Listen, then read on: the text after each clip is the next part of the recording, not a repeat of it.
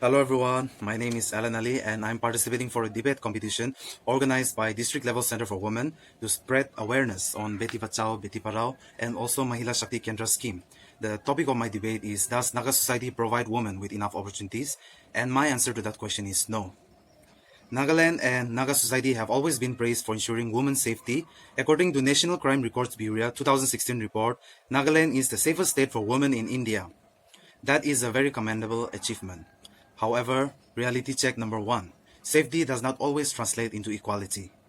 The actual gender crisis in the state became evident in the year 2017 when large-scale protests were held to oppose women's demand for 33% reservation in the urban local body elections.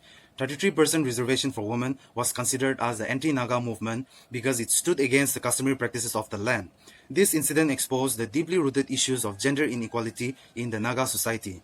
Reality check number two, participation. As we all know, Naga society is deeply patriarchal. These values are deeply embedded in various institutions, workplaces, or even at home. There is clear distinction in gender roles and responsibilities. The male-dominated tribal bodies exclude women's participation. They are not allowed to participate in village council meetings unless they are called to speak. Naga women, however, hold important positions in almost every other fields, as administrators, doctors, engineers, academicians, or successful entrepreneurs, to name a few. It is significant that none of these positions or profession is within the ambit of Naga culture and traditional institutions, and because of this, men do not have a say. Therefore, the processes of negotiating for women's rights in Naga society, especially when it comes to the bubble of tribal bodies and village administration, becomes more like a taboo or a violation of the traditional customary practices. The framework of Naga customary law does not provide any room for a Naga woman to exercise their rights. Let me share you one incident which was being narrated to me by my mother. There was a dispute between a husband and a wife, and they wanted settlement for a divorce. All the family members of both the sides came, and during the decision-making time, only the men folks were allowed to speak. The women folks were made to, there was silence. They were not allowed to speak. This is the reality, and it happens even today.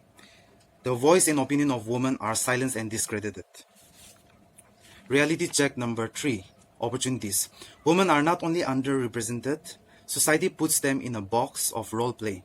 Let me share you some of the remarks. Women should only look after families. Women cannot join politics. Women shouldn't waste their parents' money on education because in the end they are going to become housewives. These remarks reflects the wrong conditioning about a woman's identity and her purpose. And it has been passed down from generation to generation. And the end result of this is we have shattered their self-esteem, we have limited a woman's potential, and we have encouraged women to dream smaller, to minimize the size of their dreams. Since 1963, Nagaland has not elected even a single woman to the assembly.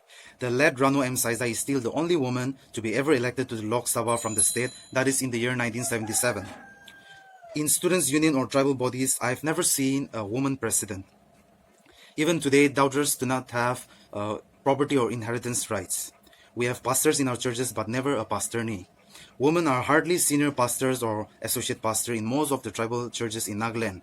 In Naga villages, we have Gaunbura as the village head, but we have never had a Gaunburi as the village head. There is something to think about this, and this is our reality. And when I talk about opportunities, I'm not talking about gender. If the candidate is a woman and she has the right skill and all the right qualities to make it through that competition, give her the opportunities. All of us, we have a very important role to play. We have the power to change the narrative of oppression, restriction, power play, and inequality into a narrative of acceptance. Let us teach young boys that household chores are not only for girls. They can always help their mothers and sisters in their work. Cooking, cleaning, and managing a house is not a gender role. It is a basic life skill. Let us empower young girls that they can help their dads and brothers in doing manual works, because no work is too low, too high, too small, or too big for women. If they want to try, let them. I've shared you so many reality checks today, and we have a lot of work to be done. So let us continue to come together and build a generation where both women and men can thrive equally. Thank you.